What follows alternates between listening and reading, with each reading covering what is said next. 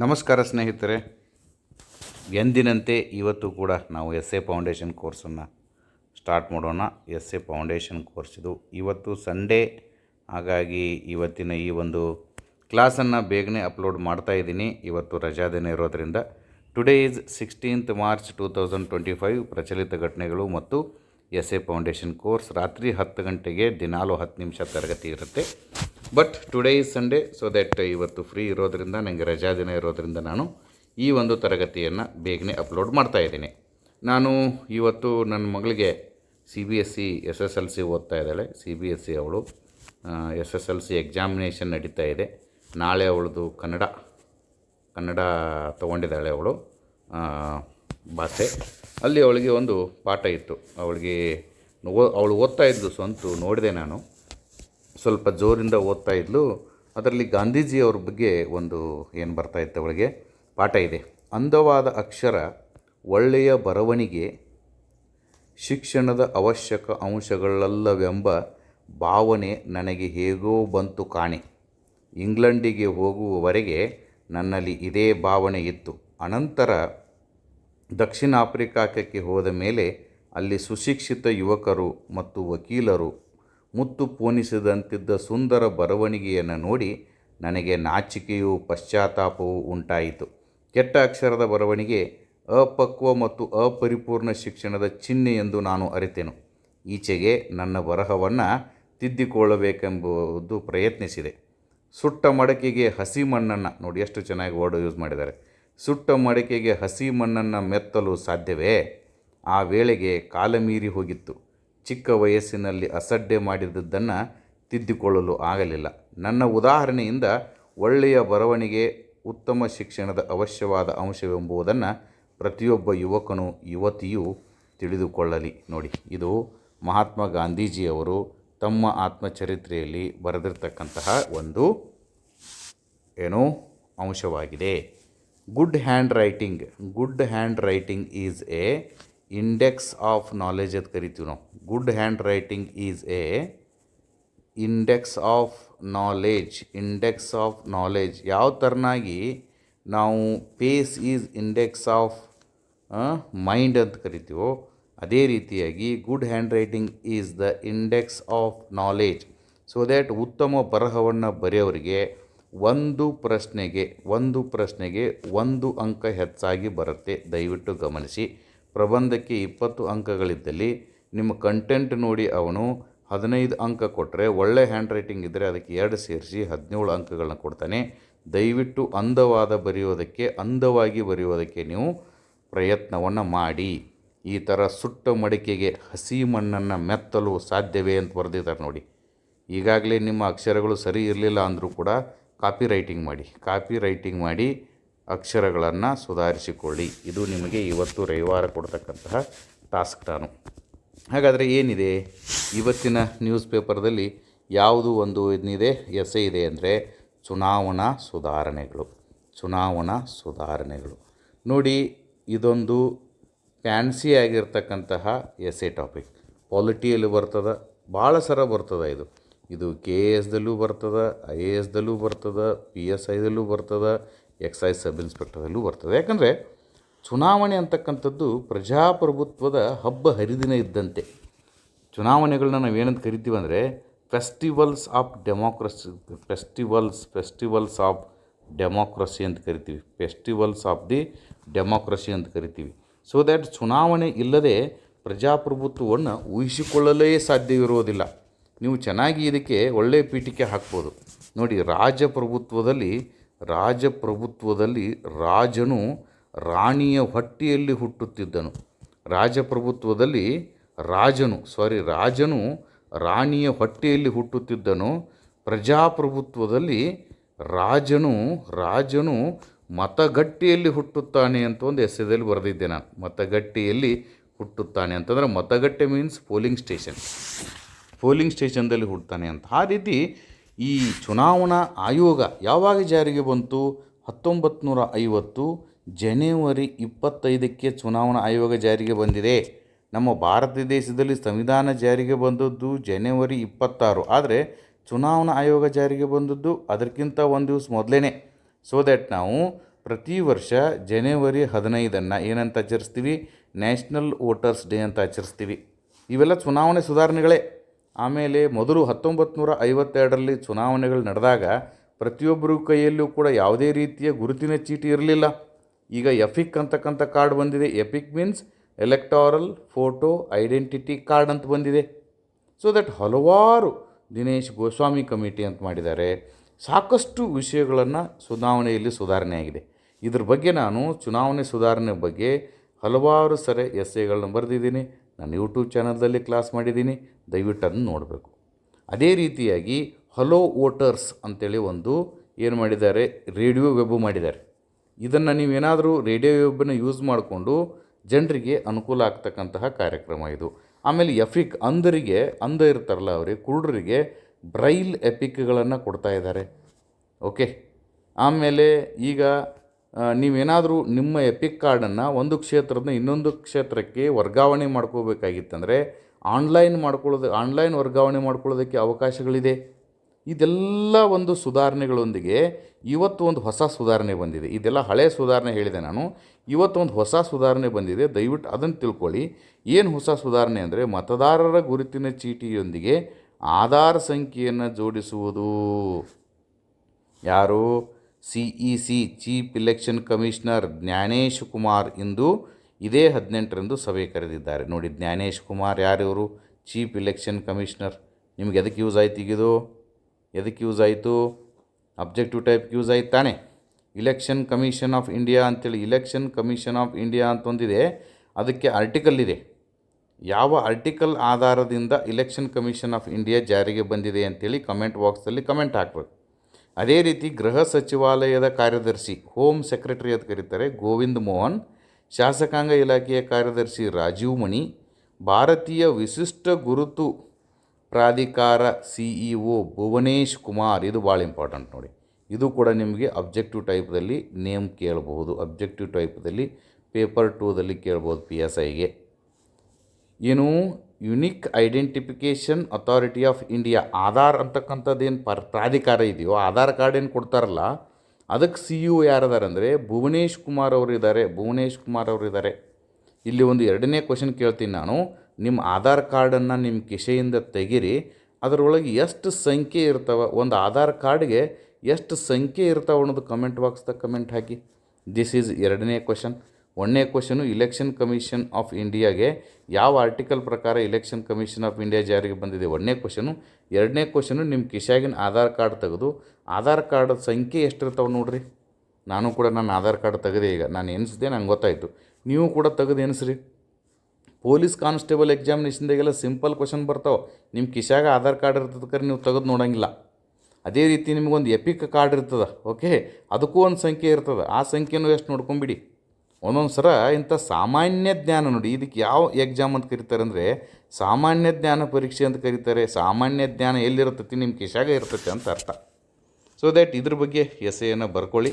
ಇನ್ನೊಂದು economics chapter ಬಂತಿದ್ದು ವಿದೇಶಿ ವಿನಿಮಯ ಸಂಗ್ರಹ.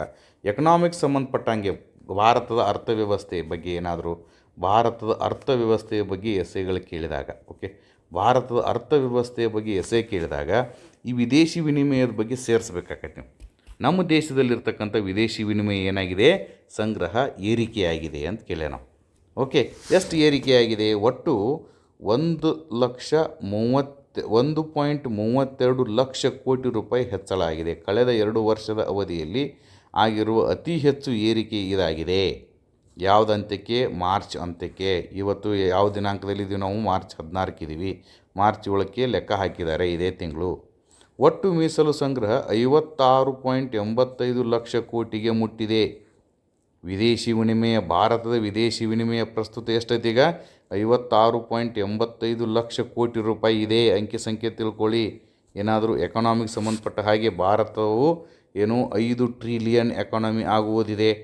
ವಿಕಸಿತ ಭಾರತದ ಬಗ್ಗೆ ನೀವೇನಾದರೂ ಪ್ರಬಂಧ ಬರಿತಿರ್ತೀರಿ, ವಿಕಸಿತ ಭಾರತದ ಬಗ್ಗೆ ಪ್ರಬಂಧ ಬರಿತಾ ಇರ್ತೀರಿ, ಭಾರತದ ಅರ್ಥವ್ಯವಸ್ಥೆ 7 ಬೀಳಿನ ಕಥೆಯನ್ನು ಕೇಳ್ಬೋದು ನಿಮಗೆ. ಆವಾಗ ಇದೆಲ್ಲ ವಿಷಯಗಳು ನಿಮಗೆ ಬೇಕಾಗ್ತವೆ. ಓಕೆ, ಹಾಗಾದರೆ ಇದು ಟಾಪ್ ಈಗ 56.85 ಲಕ್ಷ ಕೋಟಿ ಇದೆ ನಮ್ಮದು ವಿದೇಶಿ ವಿನಿಮಯ. ಅತಿ ಹೆಚ್ಚು ವಿದೇಶಿ ವಿನಿಮಯ ಯಾವಾಗಿತ್ತು? ಕಳೆದ ವರ್ಷ ಸೆಪ್ಟೆಂಬರ್ ಅಂತ್ಯದಲ್ಲಿ ವಿದೇಶಿ ವಿನಿಮಯ ಸಂಗ್ರಹ 61.28 ಲಕ್ಷ ಕೋಟಿ ರೂಪಾಯಿ ತಲುಪುವ ಮೂಲಕ ಸಾರ್ವಕಾಲಿಕ ಗರಿಷ್ಠ ಮಟ್ಟವನ್ನು ತಲುಪಿತ್ತು. ಇಲ್ಲಿಯವರೆಗೆ ನಮ್ಮದು ಗರಿಷ್ಠ ವಿದೇಶಿ ವಿನಿಮಯ ಎಷ್ಟಾಗಿತ್ತಂದರೆ 61.28 ಲಕ್ಷ ಕೋಟಿ ಆಗಿತ್ತು. ವಿಚಾರ ಮಾಡಿ ನೋಡೋಣ. ಓಕೆ, 1991ನೇ ಇಸ್ವಿಯಲ್ಲಿ ವಿದೇಶಿ ವಿನಿಮಯ ಕೊರತೆ ಇರೋದರಿಂದ ಮನಮೋಹನ್ ಸಿಂಗ್ ಅವರು, ಪಿ ವಿ ನರಸಿಂಹರಾವ್ ಅವರು ಆವಾಗ LPG ಅಂತಕ್ಕಂಥ ಒಂದು ಸಿಸ್ಟಮ್ ಜಾರಿಗೆ ತಂದರು, ಹಣವನ್ನು ಅಪಮೌಲ್ಯ ಮಾಡಿದರು. ಇದೆಲ್ಲ ಕತೆ ಓದಿರ್ತೀರಿ ನೀವು. ಆವಾಗ ನಮ್ಮ ಕಡೆ ಇದ್ದದ್ದು ಬರೀ 1 ಲಕ್ಷ ಕೋಟಿ ರೂಪಾಯಿ ಇತ್ತು ವಿದೇಶಿ ವಿನಿಮಯ. ಈಗ ನಮ್ಮದು 61 ಲಕ್ಷ ಕೋಟಿ ರೂಪಾಯಿ ಹೋಗಿದೆ. ಅತಿ ಹೆಚ್ಚು ಪ್ರಸ್ತುತ ಇರತಕ್ಕಂಥದ್ದು ಈಗ 56.85 ಲಕ್ಷ ಕೋಟಿ. ಹಾಗಾದರೆ ಈ ವಿದೇಶಿ ವಿನಿಮಯದಲ್ಲಿ ಏನೇನು ಕಂಟೆಂಟ್ ಏನಿರ್ತೈತಪ್ಪ ಅಂದ್ರೆ, ವಿದೇಶಿ ಕರೆನ್ಸಿಗಳಿರ್ತವೆ, ಎರಡನೇದು ಚಿನ್ನದು ಮೀಸಲು ಇರ್ತದೆ, ಮೂರನೇದು ಏನಿರ್ತದೆ ಅಂದರೆ ಸ್ಪೆಷಲ್ ಡ್ರಾಯಿಂಗ್ ರೈಟ್ಸ್. ಈ ಮೂರೂ ಸೇರಿಸಿ ಏನಿರ್ತವೆ ವಿದೇಶಿ ವಿನಿಮಯದಲ್ಲಿರ್ತಕ್ಕಂತಹ 3 ಅಂಶಗಳು ಇದಾಗಿರ್ತದೆ. ಸೊ ದಟ್ ಎಕನಾಮಿಕ್ಸ್ ಸಂಬಂಧಪಟ್ಟಿರ್ತಕ್ಕಂಥ ವಿಷಯ ನಿಮಗೆ ಅರ್ಥ ಆಯಿತು. ಈಗ ಬರೋಣ ನಾವು science and technology. Science and ಟೆಕ್ನಾಲಜಿಗೆ ಸಂಬಂಧಪಟ್ಟಿರ್ತಕ್ಕಂತಹ ಎಸ್ಸೆಗಳನ್ನ ನಿಮಗೆ ಕೇಳಬಹುದು. ಇದು ಪ್ಯೂರ್ಲಿ ಅದ್ರ ಬಗ್ಗೆ ಇದೆ ಅಂದರೆ NASA, national aeronautics and space administration ಅಂತಕ್ಕಂಥದ್ದು ಯುನೈಟೆಡ್ ಸ್ಟೇಟ್ಸ್ ಅಮೇರಿಕಾದು ಇದೊಂದು ಸ್ಪೇಸ್ ಏಜೆನ್ಸಿ. ಓಕೆ, ಇದೊಂದು ಸ್ಪೇಸ್ ಏಜೆನ್ಸಿ. ಈ ಸ್ಪೇಸ್ ಏಜೆನ್ಸಿ ಏನು ಮಾಡಿತ್ತಂದರೆ, ಕಳೆದ 9 ತಿಂಗಳಿನಿಂದ ಅಂತಾರಾಷ್ಟ್ರೀಯ ಬಾಹ್ಯಾಕಾಶ ನಿಲ್ದಾಣದಿಂದ ISS ಅಂತ ಕರಿತೀವಿ, ಇಂಟರ್ನ್ಯಾಷನಲ್ ಸ್ಪೇಸ್ ಇಂಟರ್ನ್ಯಾಷನಲ್ ISS ಬಾಹ್ಯಾಕಾಶ ನಿಲ್ದಾಣ, ಇಂಟರ್ನ್ಯಾಷನಲ್ ಸ್ಪೇಸ್ ಸ್ಟೇಷನ್ ISS ಅಂದರೆ, ಅಲ್ಲಿ ಗಗನಯಾನಿಗಳಾಗಿರ್ತಕ್ಕಂಥ 2 ಜನ ಸುನಿತಾ ವಿಲಿಯಮ್ಸು ಮತ್ತು ಬಿಚ್ ಉಲ್ಮೇರ್ ಅವರು ಸಿಕ್ಕಾಕೊಂಡ್ಬಿಟ್ಟಿದ್ರು.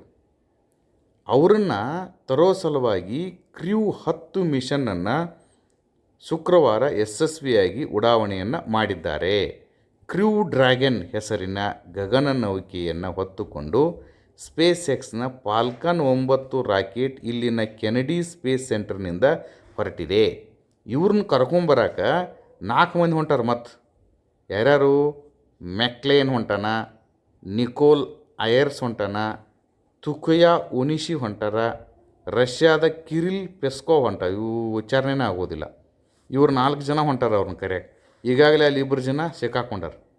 ಇದ್ರ ಜೊತೆಗೆ ಇವ್ರಿಗಿಂತ ಮೊದಲು 1-2 ಜನ ಹೋಗಿದ್ರಲ್ಲಿ ISSನಲ್ಲಿ ನಿಕ್ ಹೇಗ್ ಮತ್ತು ಅಲೆಕ್ಸಾಂಡರ್ ಗೋರ್ಬ್ನೇವ್ ಅಂಥೇಳಿ ಇವರಿಬ್ಬರು ಜನ ಅದಾರ. ಹೀಗಾಗಿ ಅಲ್ಲಿ ಈಗಾಗಲೇ 4 ಜನ ಅದಾರ. 2 ಜನ ಇವ್ರು ಹೋಗ್ಯಾರ, ಸುನಿತಾ ವಿಲಿಯಮ್ಸ್ ಹೋಗ್ಯಾರ, ಬಿಚ್ ವಿಲ್ಮೇರ್ ಹೋಗ್ಯಾರ. ಆಮೇಲೆ ಅಲ್ಲಿ ಈಗಾಗಲೇ ಇರತಕ್ಕಂಥ ನಿಕ್ ಹೇಗ್ ಮತ್ತು ಅಲೆಕ್ಸಾಂಡರ್ ಗೋರ್ಬ್ಚೇವ್ ಇವರಿಬ್ಬರು ಜನ ಇದ್ದಾರೆ. ಈಗಾಗ ಅವ್ರನ್ನ ಕರ್ಯಾಕೆ 4 ಮಂದಿ ಹೊಂಟಾರ. ಟೋಟಲ್ 8 ಮಂದಿ ಅದಾರ ಈಗ ಮ್ಯಾಲೆ. ಇವ್ರನ್ನ ಕರ್ಕೊಂಬರೋದಕ್ಕೆ ಪ್ರಕ್ರಿಯೆ ಚಾಲೂ ಆಗಿದೆ. ಇವರು ಬಹುಶಃ ಮಾರ್ಚ್ 19ನೇ ತಾರೀಕಿಗೆ ಭೂಮಿಗೆ ಬಂದು ಇಳಿಬಹುದು ಅಂತಕ್ಕಂಥದ್ದು ಆಶೆ ಎಲ್ಲರಿಗೂ ಇದೆ. ಓಕೆ, ಇವರು ಸುನಿತಾ ವಿಲಿಯಮ್ಸ್ ಮತ್ತು ವಿಲ್ಮೋರ್ ಅವರು ಕಳೆದ ವರ್ಷ ಜೂನ್ 5ರಂದು ಪರಿಸರ ದಿನಾಚರಣೆ ಆಚರಿಸ್ತೀವಿ ನಾವು. ಜೂನ್ 5 ಬೋಯಿಂಗ್ ಸಂಸ್ಥೆಯ ಸ್ಟಾರ್ ಲೈನರ್ ಗಗನ ನೌಕೆಯಲ್ಲಿ ISSನತ್ತ ಪ್ರಯಾಣ ಬೆಳೆಸಿದರು. 8 ದಿನಗಳ ನಂತರ ಬರಬೇಕಾಗಿತ್ತು ಅವರು ಭೂಮಿಗೆ. ಆದರೆ ಗಗನ ನೌಕೆಯಲ್ಲಿ ತಾಂತ್ರಿಕ ದೋಷ ಕಂಡುಬಂದು ಅಲ್ಲೇ ಉಳಿದುಬಿಟ್ಟಿದ್ರು. ಎಷ್ಟು? 9 ತಿಂಗಳಿಂದ ಅಲ್ಲೇ ಉಳಿದಿದ್ದಾರೆ ಅವರು. ಎಷ್ಟು ತಿಂಗಳಿಂದ? 9 ತಿಂಗಳಿಂದ. ಅವತ್ತು ಇಷ್ಟು 9 ತಿಂಗಳು ಭೂಮಿಯ ಬಿಟ್ಟು ಅಂತರಿಕ್ಷದಲ್ಲೇ ಇರುವಷ್ಟು ಸೈನ್ಸ್ ಆ್ಯಂಡ್ ಟೆಕ್ನಾಲಜಿ, ಜಗತ್ತಿನ ಸೈನ್ಸ್ ಆ್ಯಂಡ್ ಟೆಕ್ನಾಲಜಿ ಮುಂದುವರೆದಿದೆ. ಈಗ ನೀವು ಸೈನ್ಸ್ ಆ್ಯಂಡ್ ಟೆಕ್ನಾಲಜಿ ಬಗ್ಗೆ ಎಸೆ ಬರೀಬೇಕಾದ್ರೆ, ಅಬ್ಜೆಕ್ಟಿವ್ ಬರೀಬೇಕಾದ್ರೂ ಕೂಡ ಇದು ಅನುಕೂಲ ಆಯಿತು. ಯಾವ ಥರನಾಗಿ ನಾಸಾ ಇದೆಯೋ ನಮ್ಮ ದೇಶದಲ್ಲಿ ಏನಿದೆ? ಇಸ್ರೋ ಇದೆ, ಇಂಡಿಯನ್ ಸ್ಪೇಸ್ ರಿಸರ್ಚ್ ಆರ್ಗನೈಜೇಷನ್. ಈಗ ನಾನು ನಿಮಗೆ 3ನೇ ಕ್ವಶನ್ ಕೇಳ್ತೀನಿ. ಹಂಗಾದರೆ ನಮ್ಮ ದೇಶದಲ್ಲಿ ಇಸ್ರೋದ ಚೇರ್ಮನ್ ಯಾರು ಅಂತ ಕೇಳ್ತೀನಿ. ಅದನ್ನು ಕಮೆಂಟ್ ಬಾಕ್ಸ್ದಲ್ಲಿ ಕಮೆಂಟ್ ಹಾಕಿ. ಮತ್ತು ನಿಮ್ಮೆಲ್ಲರಿಗೂ ಕೂಡ ಖುಷಿ ಆಗ್ತಕ್ಕಂಥ ಒಂದು ವಿಚಾರ ಬಂತು, IPL ಬಂತು. ಬಟ್ ಇದು ನಿಮ್ಮ IPL ಅಲ್ಲ, ಇದು ವುಮೆನ್ಸ್ IPL. ಓಕೆ, WPL ಅಂತ ಕರಿತೀವಿ, Women's Premier League. WPL Women's Premier League. ಇದು ಈಗಾಗಲೇ 2023ಕ್ಕೆ ಸ್ಟಾರ್ಟ್ ಆಗಿದೆ. ಓಕೆ, 2024ರಲ್ಲಿ ಒಂದು ಗೇಮ್ ಆಗಿದೆ. ಈ ಸಲ ಆದದ್ದು 2025. ಈ 2025ರಲ್ಲಿ 2023ರಲ್ಲಿ ಯಾರು ವಿನ್ನರ್ ಆಗಿದ್ರಲ್ಲಪ್ಪ? Mumbai Indians. Okay, Mumbai Indians winner ಆಗಿದ್ದರು. 2024ರಲ್ಲಿ ನಮ್ಮ ಕರ್ನಾಟಕದ RCB ವಿನ್ ಆಗಿತ್ತು.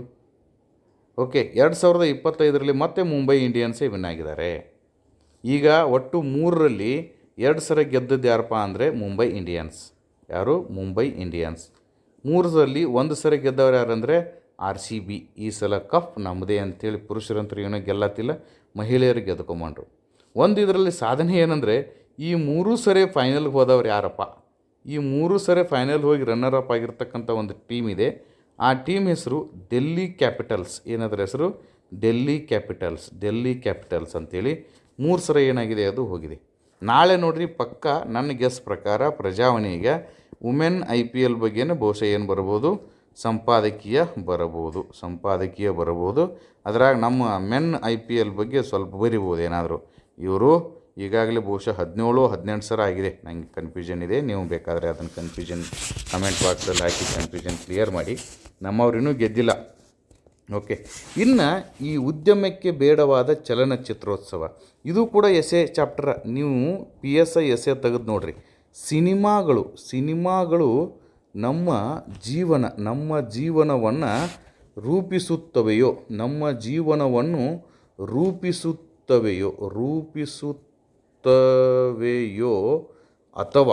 ಅಥವಾ ಅದನ್ನು ಪ್ರತಿನಿಧಿಸುತ್ತವೆಯೋ ಅಂಥೇಳಿ ಎಸೆ ಕೇಳಿದ್ದ ಒಂದು ಸರಿ. So that Indian cinema Karnataka cinema ಇದ್ರ ಬಗ್ಗೆ ಎಲ್ಲ ಬರಿಬೇಕು. ಕರ್ನಾಟಕದ ಸಿನಿಮಾ ನಾವು ಏನಂತ ಕರಿತೀವಿ? ಸ್ಯಾಂಡಲ್ವುಡ್ ಅಂತ ಕರಿತೀವಿ. ಹಿಂದಿಯಲ್ಲಿ ಬಾಲಿವುಡ್ ಅಂತ ಕರಿತೀವಿ. ಓಕೆ, ಬಾಲಿವುಡ್ ಅಂತ ಕರಿತೀವಿ. ಅದೇ ರೀತಿ ತಮಿಳು ಸಿನಿಮಾನ ಯಾವ ವುಡ್ ಅಂತ ಕರಿತೀವಿ, ತೆಲುಗು ಸಿನಿಮಾನ ಯಾವ ವುಡ್ ಅಂತ ಕರಿತೀವಿ, ಮಲಯಾಳಂ ಸಿನಿಮಾನ ಯಾವ ವುಡ್ ಅಂತ ಕರಿತೀವಿ. ಅದೆಲ್ಲನೂ ಕೂಡ ತಿಳ್ಕೋಬೇಕು. ಸಾಧ್ಯ ಆದರೆ ಅದನ್ನು ಕಮೆಂಟ್ ಬಾಕ್ಸಲ್ಲಿ ಕಮೆಂಟ್ ಹಾಕಬೇಕು. ಹಾಗೆ ಈ ಸಿನಿಮಾಗಳು ನಮ್ಮ ಜೀವನದ ಮೇಲೆ ಎಂಥ ಪರಿಣಾಮವನ್ನು ಬೀರ್ತವೆ, ಸಿನಿಮಾದಿಂದ ಏನು ಅನುಕೂಲತೆಗಳಿದೆ, ಏನು ಅನಾನುಕೂಲತೆ ಇದೆ, ಪ್ರಸ್ತುತ ಸಿನಿಮಾ ಅಂತಕ್ಕಂಥದ್ದು ಒಂದು ಉದ್ಯಮವಾಗಿದೆಯೋ, ಬರೀ ವಾಣಿಜ್ಯಾತ್ಮಕ ಸಿನಿಮಾಗಳು ಬರತ್ತವೋ, ಅಥವಾ ಹಿಂದೆ ಇರತಕ್ಕಂತಹ ನಮ್ಮ ಸಂಸ್ಕೃತಿಯನ್ನು ರೂಪಿಸ್ತಕ್ಕಂಥ ಸಿನಿಮಾಗಳು ಏನಾದರೂ ಇತ್ತಾ, ನಮ್ಮ ಜೀವನದ ಮೇಲೆ ಅವು ಏನಾದರೂ ಒಳ್ಳೆಯ ಪಾತ್ರವನ್ನು ಬೀರ್ತಾ ಇದ್ದಾವ, ಕೆಟ್ಟ ಪಾತ್ರವನ್ನು ಬೀರ್ತಾ ಇದ್ದಾವ, ಒಳ್ಳೆಯ ಪಾತ್ರವನ್ನು ಬೀರ್ತಕ್ಕಂಥ ಸಿನಿಮಾವನ್ನು ತೆಗಿಬೇಕಾದ್ರೆ ಏನೇನು ಮಾಡಬೇಕು, ಈ ಎಲ್ಲ ವಿಷಯಗಳ ಬಗ್ಗೆ ನೀವು ಪ್ರಬಂಧವನ್ನು ಬರೀಬೇಕಾಗತ್ತೆ ಡಿಯರ್ ಫ್ರೆಂಡ್ಸ್. ಸೊ ದಟ್ ಈ ಥರನಾಗಿ ಪ್ರತಿದಿನ ನಮ್ಮದೇನಿರ್ತದೆ ಹೇಳ್ರಿ, ಎಸ್ಸೆ ಫೌಂಡೇಶನ್ ಕೋರ್ಸ್ ಇರ್ತದೆ. ನಾವು ಯಾಕೆ ಎಸ್ಸೆ ಫೌಂಡೇಶನ್ ಕೋರ್ಸ್ ಮಾಡತ್ತೀವಿ ಅಂದರೆ, ನಾನೇ ಒಂದು ಎಸ್ಸೆ ಬರೆದುಬಿಟ್ಟು ಆ ಎಸ್ಸೆ ನಿಮಗೆ ಸರ್ಕ್ಯುಲೇಟ್ ಮಾಡಿದ್ನಿ ಅಂದರೆ 10,000 ಮಂದಿ ಅದೇ ಎಸ್ಸೆ ಬರೆದು ಬರ್ತೀರಿ. ನೀವು ಹೋಗಿ PSI ಪರೀಕ್ಷೆಯಲ್ಲಿ, ಎಕ್ಸೈಸ್ ಸಬ್ ಇನ್ಸ್ಪೆಕ್ಟರ್ ಪರೀಕ್ಷೆಯಲ್ಲಿ ನೀವು ಬರ್ದಂಗಲ್ಲ ಎಸ್ಸೆ, ಅದು ನಾನು ಎಸ್ಸೆ ಬರ್ದಂಗೆ ಆಗ್ತದೆ. ಮತ್ತು ಎಲ್ಲರೂ ಅದೇ ಎಸ್ಸೆ ಬರೆದಿರೋದ್ರಿಂದ ಮೌಲ್ಯಮಾಪಕ ಏನು ಮಾಡಿಬಿಡ್ತಾನಂದ್ರೆ ಆ ಎಸ್ಸೆಗೆ ನಿಮಗೆ ಒಳ್ಳೆಯ ಮಾರ್ಕ್ಸ್ಗಳನ್ನ ಕೊಡಲ್ಲ. ಸೊ ದಟ್ ನಾನು ಸ್ವಲ್ಪ ಕಷ್ಟ ಆದರೂ ಪರವಾಗಿಲ್ಲ, ಪ್ರತಿದಿನ ನಿಮ್ಮಲ್ಲಿ ನಿಮ್ಮಲ್ಲಿ ಏನು ಹಾಕ್ತಾಯಿದ್ದೀನಿ, ನಿಮ್ಮಲ್ಲಿ ಒಂದು ಫೌಂಡೇಶನನ್ನು ಹಾಕ್ತಾಯಿದ್ದೀನಿ, ಅಡಿಪಾಯವನ್ನು ಹಾಕ್ತಾಯಿದ್ದೀನಿ. ಈ ಅಡಿಪಾಯವನ್ನು ನೀವು ಸರಿಯಾಗಿ ಬಳಸ್ಕೊಳ್ಬೇಕು. ನೀವು ಎಲ್ಲಿಯವರೆಗೆ ಅತಿ ಹೆಚ್ಚು ಜನ ಈ ವಿಷಯವನ್ನು ನೋಡಿ, ಅತಿ ಹೆಚ್ಚು ಜನ ನನಗೆ ಖುಷಿ ಆಗುವ ರೀತಿಯಲ್ಲಿ ನೀವು ನನಗೆ ಬೆಂಬಲ ಸೂಚಿಸಿದರೆ ನಾನು ಈ ತರಗತಿಗಳನ್ನ ಮುಂದೆ ಮಾಡ್ಕೋತ ಹೋಗೋವ ಅಷ್ಟೇ. ಯಾಕಂದರೆ ನಾನು ಈ ತರಗತಿಗಳಿಂದ ಯಾವುದೇ ರೀತಿಯ ಹಣವನ್ನು ಸಂಗ್ರಹಿಸುವುದಿಲ್ಲ. ಓಕೆ, ನನಗೆ ಬೇಕಾಗಿರುವುದು ಆತ್ಮತೃಪ್ತಿ. ನೀವು ಎಷ್ಟು ಜನ ಕಲಿತು ಇದನ್ನು ರೆಸ್ಪಾನ್ಸ್ ಮಾಡ್ತೀರೋ ಅದರ ಆಧಾರದ ಮೇಲೆ ನಾವು ತರಗತಿಯನ್ನು ಮುಂದುವರಿಸ್ತೀವಿ. ನನ್ನ ಟಾರ್ಗೆಟ್ ಪ್ರಕಾರ 90 ಸೀರೀಸ್ ಮಾಡ್ಬೇಕಂತಿದೆ. 90 ಸೀರೀಸನ್ನು ನೋಡಿದರೆ ಡೆಫಿನೆಟಾಗಿ ನೀವೊಬ್ಬರು ಒಳ್ಳೆಯ ಎಸ್ಸೆ ರೈಟರ್ ಆಗೋದಕ್ಕೆ ಸಾಧ್ಯ ಇದೆ. ಪ್ರತಿದಿನ ನನ್ನ ಟೆಲಿಗ್ರಾಮ್ ಚಾನಲ್ದಲ್ಲಿ ನಾನು ಈ ಥರ 2-3 ಎಸ್ಸೆಗಳನ್ನ ಕೊಡತ್ತೀನಿ. ಅದರಾಗ ನೀವು ಒಂದನ್ನು ಬರೆದು ನನ್ನ ಮೊಬೈಲ್ ನಂಬರ್ ಅಲ್ಲೇ ಇದೆ, ನನ್ನ ಮೊಬೈಲ್ ನಂಬರ್ ಇದೆ. ಆ ಮೊಬೈಲ್ ನಂಬರ್ ಇನ್ಸ್ಟ್ರಕ್ಷನ್ ಬಾಕ್ಸ್ದಲ್ಲಿದೆ, ಅಲ್ಲಿ ಬರೆದು ಕಳಿಸ್ಬೇಕು ಅಂತಂದು. ಮತ್ತು ಸರ್ ನಿಮ್ಮ ಮೊಬೈಲ್ ನಂಬರ್ ಯಾವ್ದು ರೀ ಅಂತ ಕೇಳಬೇಡ. ಬಟ್ ಎಲ್ಲನೂ ಕೂಡ ನಿಮ್ಗೆ ಏನು ಬೇಕಪ್ಪ ಅಂದರೆ ಫಿಂಗರ್ ಟಿಪ್ಸ್ ಇರಬೇಕು. ನೀವು ಯಾವುದೂ ಮತ್ತೊಂದು ಸರಿ ತೆಗೆದು ನೋಡೋಕೆ ವಿಚಾರ ಮಾಡೋಂಗಿಲ್ಲ. ನೋಡಿ, ನಾವು ಇದೊಂದು ಕೆಲಸ ಮಾಡಬೇಕಾಗಿತ್ತಂದ್ರೆ ಇದನ್ನ ಫಸ್ಟಿಗೆ ನ್ಯೂಸ್ ಪೇಪರ್ನ ಡೌನ್ಲೋಡ್ ಮಾಡ್ಕೋಬೇಕು. ಅದರಾಗ ನ್ಯೂಸ್ ಪೇಪರ್ಗೆ ಸಂಬಂಧಪಟ್ಟಿರ್ತಕ್ಕಂಥ ಎಸ್ಸೆ ಯಾವುದಿದೆ ಅಂಥೇಳಿ ಅದನ್ನು ಓದ್ಕೋಬೇಕು. ಆಮೇಲೆ ಅವ್ನು ಡೌನ್ಲೋಡ್ ಮಾಡ್ಕೋಬೇಕು, ಕಟ್ ಮಾಡಿ ಅದನ್ನು ಒಂದು PDF ಮಾಡಬೇಕು. PDF ಮಾಡಿದ್ದಕ್ಕೆ ಸರಿಯಾಗಿ ತೊಗೊಂಡು ಯಾರೂ ಮಂದಿ ಮಾತಾಡ್ಲಾರ ಜಾಗದಾಗ ಹೋಗಿ ಕುಂತ್ಕೊಂಡು ಅದನ್ನು ರೆಕಾರ್ಡ್ ಮಾಡಬೇಕು. ರೆಕಾರ್ಡ್ ಮಾಡಿದ್ದನ್ನು ಏನು ಮಾಡಬೇಕು, ಯೂಟ್ಯೂಬ್ದಲ್ಲಿ ಹಾಕಬೇಕು. ಓಕೆ, ನಿಮ್ಗೆ ಯೂಟ್ಯೂಬ್ದಲ್ಲಿ ಹಾಕಿದ ತಕ್ಷಣ ಮತ್ತೊಂದು ಸರಿ ನೋಡ್ಬೇಕು ಅದೆಲ್ಲ ಕೂಡ ಕರೆಕ್ಟ್ ಅಪ್ಲೋಡ್ ಆಗೈತಿವೋ ಇಲ್ಲೋ ಅಂಥೇಳಿ. ನೋಡಿ ಸ್ವಾಮಿ, ಇಷ್ಟು ಕೆಲಸಗಳನ್ನು ನಾವು ಮಾಡಬೇಕಾಗತ್ತೆ. ಹಾಗಾಗಿ ನನ್ನದು ವಿಚಾರ ಏನು, ಹೆಲ್ಪ್ ಮೀ ಹೆಲ್ಪ್ ಯು ಅಂತಕ್ಕಂಥದ್ದು. ನನಗೆ ನೀವು ಸಹಾಯ ಮಾಡಿ, ನಿನಗೆ ನಾನು ಸಹಾಯ ಮಾಡ್ತೀನಿ. It is not in turn of money, it is in turn off good relation. ನಮ್ಮ ನಡುವೆ ಒಂದು ಒಳ್ಳೆಯ ಸಂಬಂಧ ಬೆಳೆಯೋದಕ್ಕೆ ಈ ಒಂದು ವೇದಿಕೆ, ಈ ಒಂದು ತರಗತಿಗಳು ಕಾರಣ ಆಗಲಿ ಅಂತ ಹೇಳ್ತಾ ಇವತ್ತಿನ ತರಗತಿ ಮುಗಿಸ್ತಾ ಇದ್ದೀನಿ. ನಮಸ್ಕಾರ, ಬಾಯ್.